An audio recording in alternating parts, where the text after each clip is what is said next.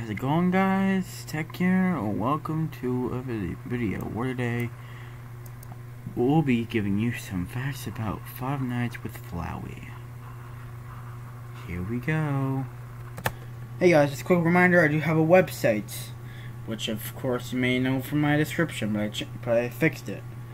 It's text games, you have my music, my featured, I feature almost every month.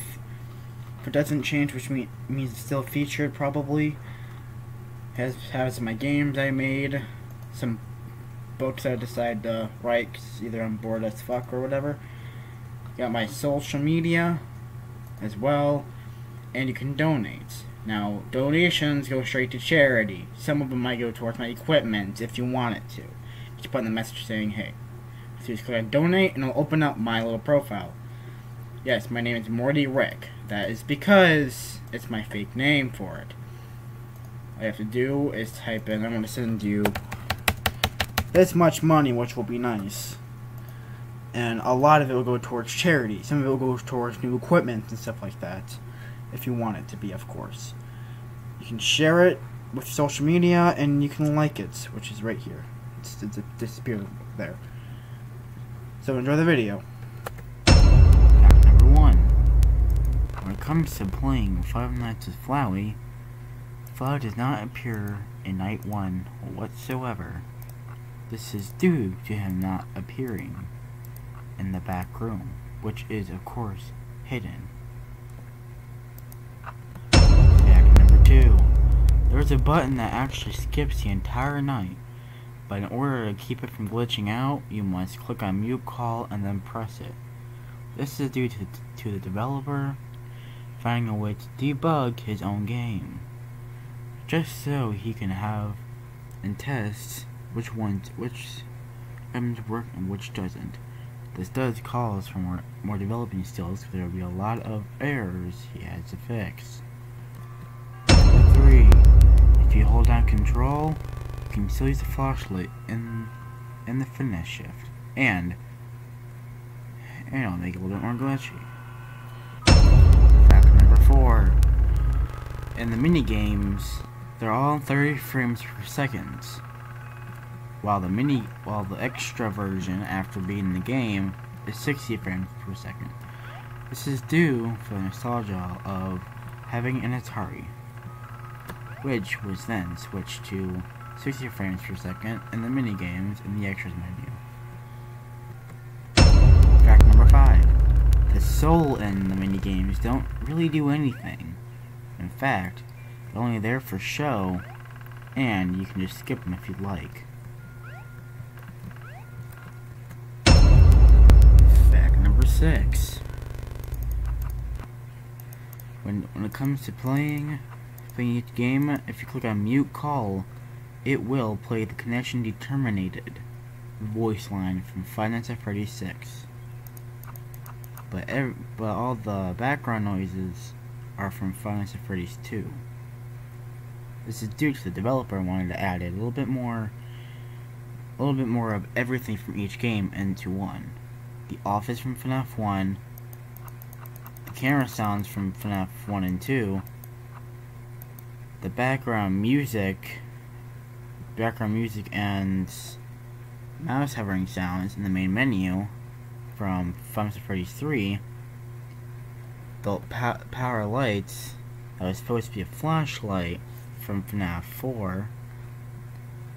Sister location wasn't included due to, well, it'll probably appear in the second one after it's been teased in the teaser. But the connection determinated sound from Five Nights at Freddy's 6. Fact number 6. There is every asset from the Five Nights at Freddy's 2 and 3's minigames been input into these types of minigames. This is due to those two games being the only ones with a platforming type of minigame. Fact number 8. In Soul Savior, it is possible to save the crying child, from being said. The soul was meant to save them, of course, which will open up the exit to complete the minigame. Fact number 8. In the extras menu, all the minigames are still playable as long as Night 6. But upon beating Night 6, you will get a strange teaser that looks like apparently from the next game. A little bit of an Easter egg at 6 a.m. has been typed wrong. It's meant to be 6 o'clock, but I guess it was put to 6 a.m. As you can see right here, well, it's a darkened image of the Five Nights at Freddy's 2 office, just darkened, which means the second game will take place there instead of the first one, which means it might be a sequel or matching with the Five Nights at Freddy's actual storyline. Might be the prequel. Fact number 7. In the Night 4 minigame, as it's played in 60 frames per second, if you try to save this child, there will be text that says most things are best left unsaved. This may give you a hint to what might be happening in the second game. Fact number 8. If you press F11, there will be a little particle, which means it took a screenshot, which will be put where the image will go. And that there, folks, was some facts you did not know about Five Nights with Flowey. Tell me which fact you might like. And also, if you wanted a couple facts about, say, Flowey, or if you want some unused images and parts to the game, leave a like and comment down below. Now, yes, when I meant developer, I meant myself, because I am the developer of this game. With, of course, in the extras menu, which will have some credits. I'd also like to thank my two friends, Aethelwolf, if I said it right, and Renetroid, from Retrospector's Discord server. Actually, Camtro's Discord server. If you don't know what that is, then Retrospector and Chemex are the two remixers that own a Discord server together. Now, the ending music after you beat Night 5 is of course made by me, which was a remix. The game did take a couple weeks to do. It was first started out with one simple office, but then was scrapped later on.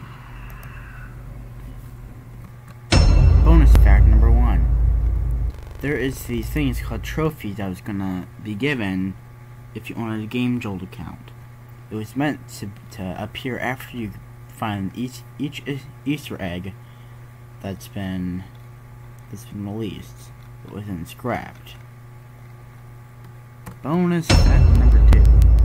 After the demo has been released 3 months ago, according to this, the game got tons of love and tons of ratings within the next 5 hours.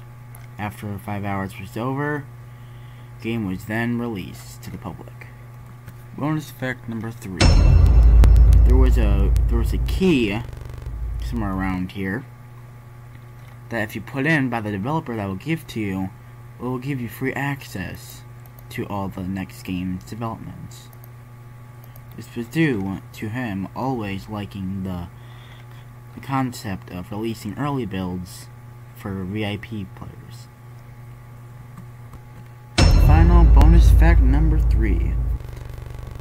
Five Nights with Flowey was the only game that is giving developer revenue. Now, he uses the revenue for charity and for saving his gaming server he currently owns.